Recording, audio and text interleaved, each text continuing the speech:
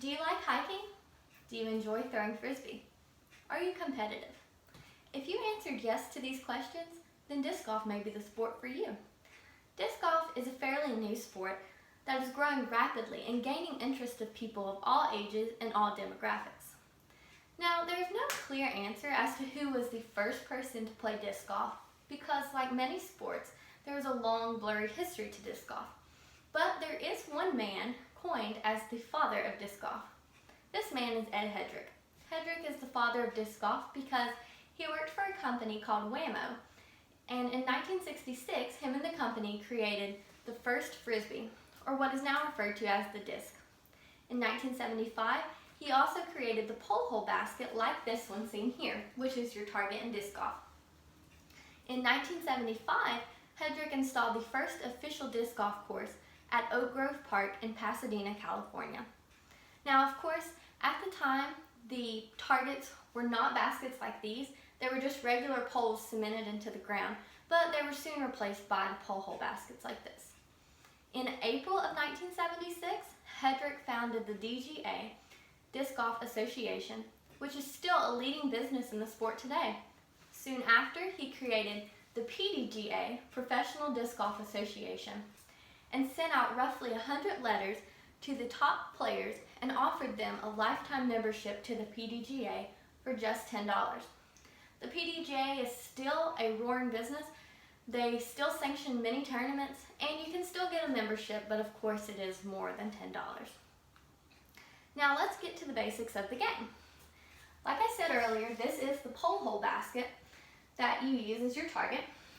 The chains here act as a grabber, so when you throw your disc, it grabs the chains, catches them into this bottom part of the basket. Now, there are different types of discs that you use in disc golf.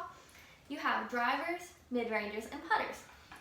Drivers like these, fairway drivers and distance drivers, are much thinner and less domey than other discs because they fly faster and go further. Now, you also have your mid-range discs like this one. They are not as thin as the drivers. They're a little domier. And like their name says, they are for mid-range distances. Finally, you have your putter. Your putter is thicker, slower, and more domey than the other discs. This is used for when you are putting out at a close range distance. You put it in.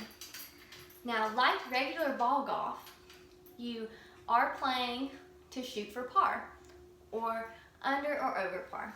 Each course has a par, which is the average amount of throws that it should take you to complete the course.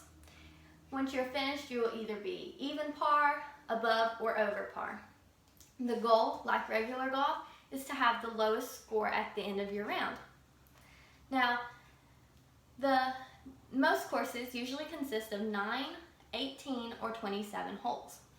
You would be surprised as to how many courses there are in the country and how many courses there are close to us here in Bluefield, Virginia. There are numerous courses within 1 to 2 hours of our campus.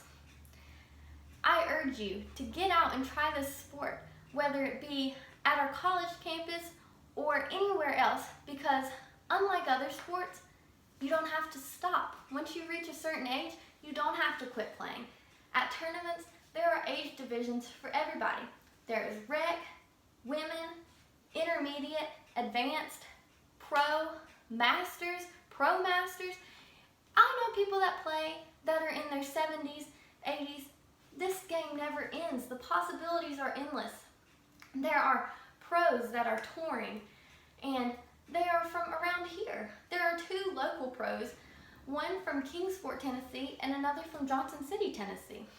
This game can be as basic as you want it, to just go out and throw with your friends or your family just for fun, or you can take it to the next level and enter tournaments and maybe eventually become a sponsored professional disc golf player. I urge you to get out and try this amazing game.